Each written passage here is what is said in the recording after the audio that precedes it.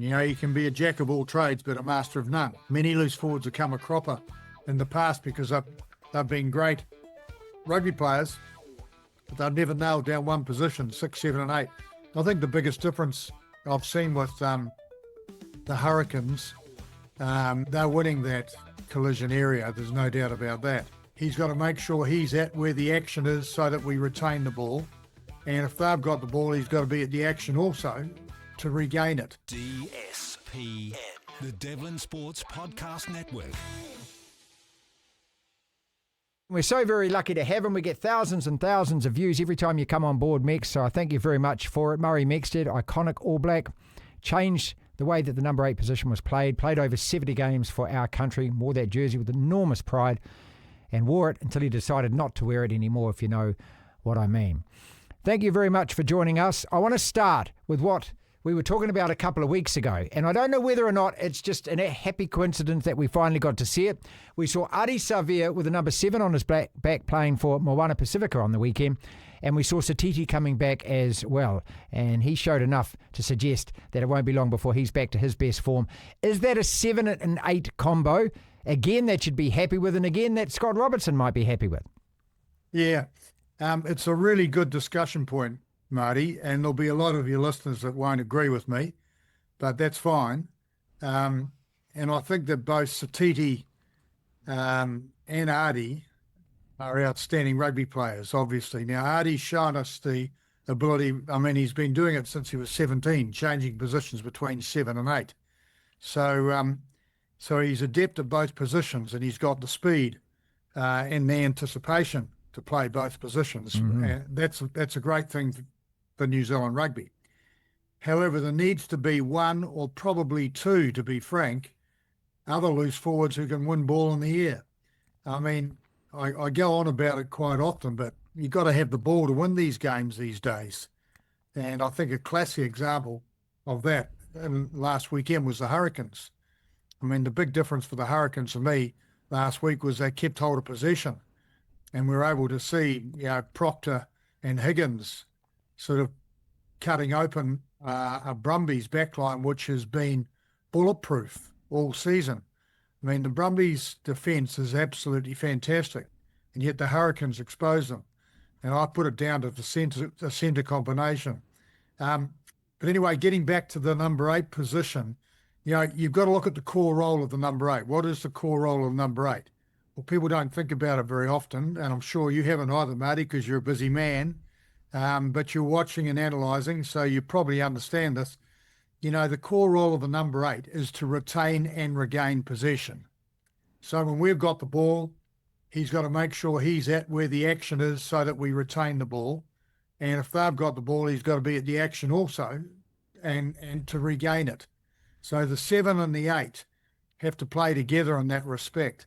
We've got better backs these days at the breakdown. The common call is the closest man to the breakdown becomes that open side flanker, mm-hmm. But you've still got to have people focused on taking the shortest route to get to where the action's going to be.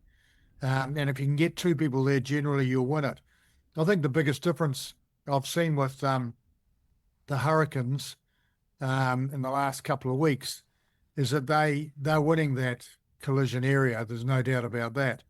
And they're hell-bent on blowing opposition teams backwards and producing ball. When you do that and you've got guys like, Higgins and Proctor, you're going to score tries. And that's what they're doing. And the wingers are benefiting, there's no doubt. Anyway, so my view is you've got to have 1, maybe 2 line-out forwards in your loose trio. So if you have Versatility at 8, Ardie Savea at 7, and nobody knows who the number 6 is yet.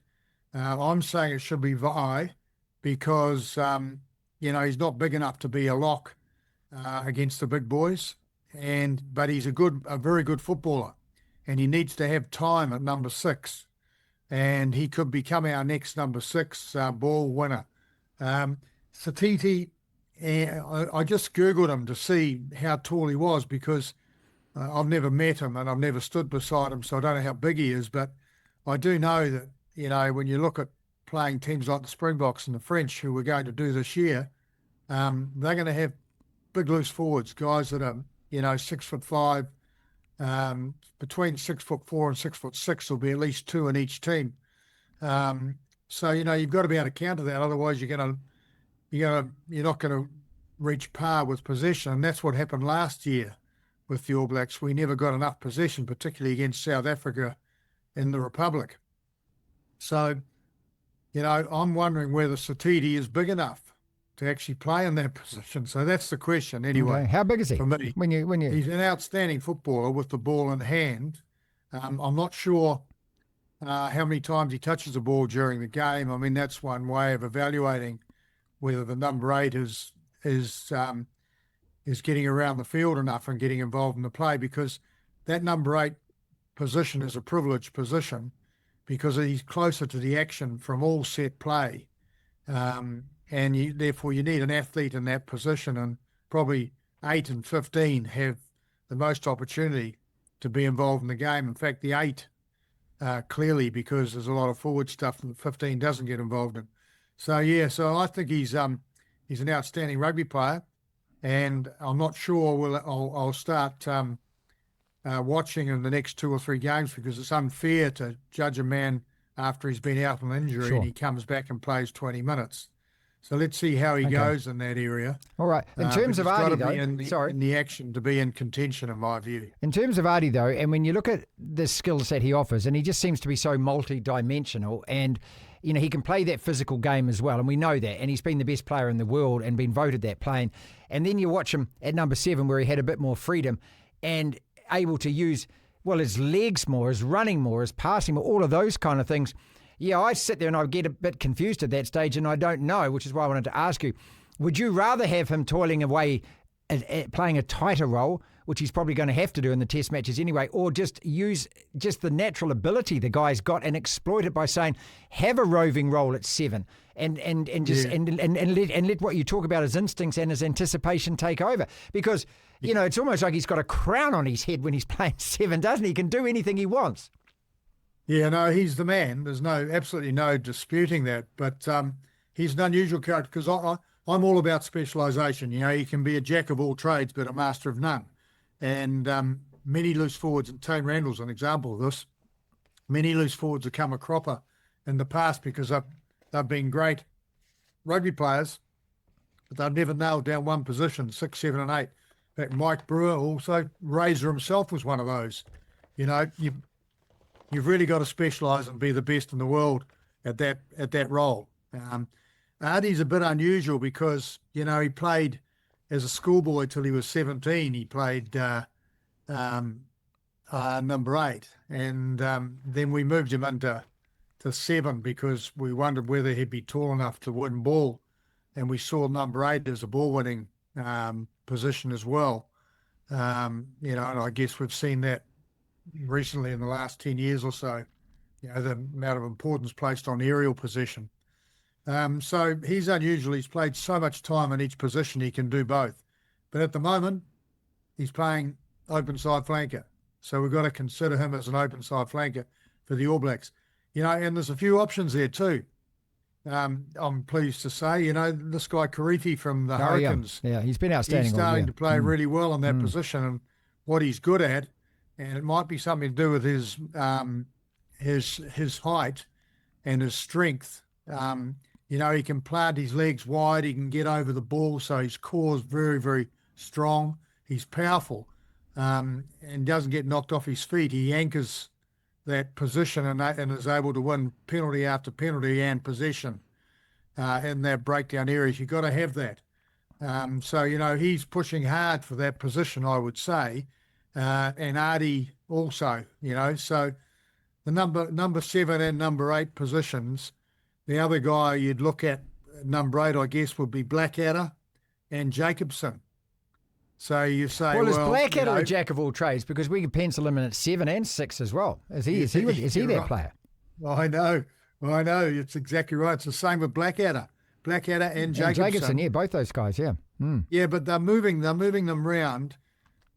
Often these coaches move them around, not necessarily knowing the difference between a 7 and an 8, and a 6 for that matter.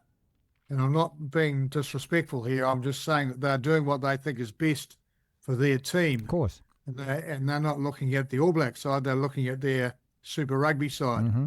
And have they been through the core role of the 6 or 7 and 8 and who is best equipped to do it?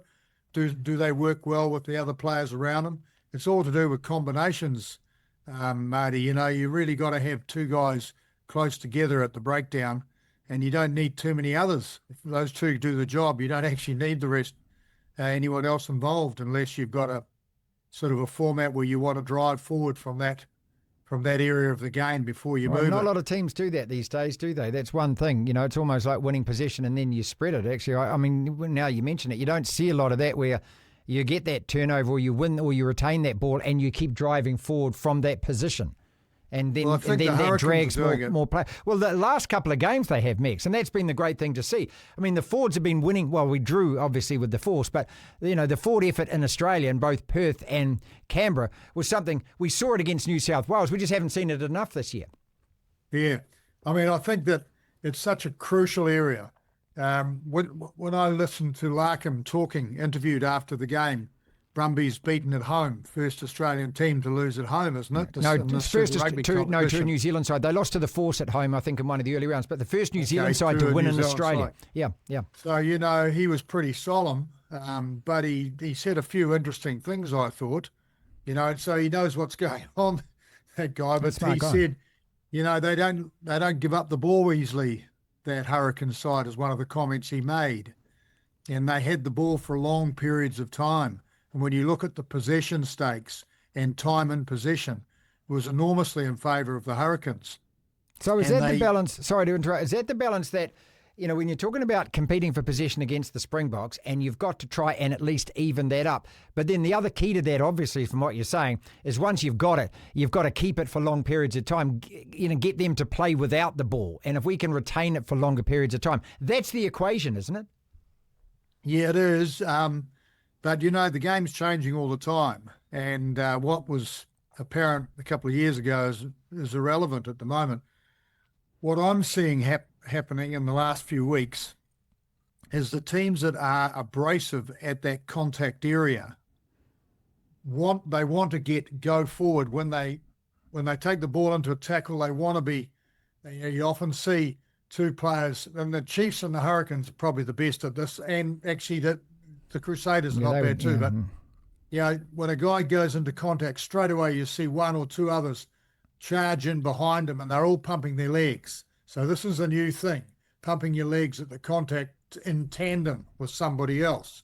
So they're gaining, say, 2 or 3 metres, but they're more than gaining 2 or 3 metres. They're going a go forward. So their backs are running, our backs are running onto the ball, and the opposition backs are running backwards. And that's when teams score tries in the backs, you know. So both these 2 teams, Chiefs and Hurricanes, are scoring tries from good go-forward ball. So it's going to be a hell of a good game in the weekend. Oh, yeah. I'm picking the Hurricanes to win this one, Marty. How about that? I want to talk to you about Josh Lord as well. You're talking about height. Now, to get this young man back, he's 24 years young, Max, so he's raw still, but he's 205. So in the old money, that's about 6'7" or 6'8". That's what you're talking about, isn't it? And he's had a run of injuries. But again, he came back for the Chiefs on the weekend. What we need to see is him retaining that fitness and getting more game time. But again, that's a big plus for later on in the year, especially for the All Blacks. So, you know, get a guy that size. I mean, that anchors that side of certainly the locking position, and also gives you what you were saying, that extra height in terms of first phase. Yeah, no, good call. Barrett is clearly the number 1 lock in the country at the moment, with Whitelock out and Retallick out. And Lord is bigger than both Retallick and Whitelock. So, hallelujah. We've been waiting for the Lord. Yes, we have, yeah. The Lord has arrived. Yeah. But he's not a line-out specialist yet. He's got the height and he's tough. I can see that. He's tough and he's got ball skills. He needs to become the best line-out forward in the world for the All Black team to win the next Rugby World Cup, because it's fairly clear that Barrett is going to be the other lock. Barrett's 2 metres. So, you know, you've got to have 2 guys that are bloody good in the line-out. So Barrett's, you know, only just big enough. But Lord is plenty big enough, and we want him to get better and better. So Yep, I think that's a good one. This is the DSPN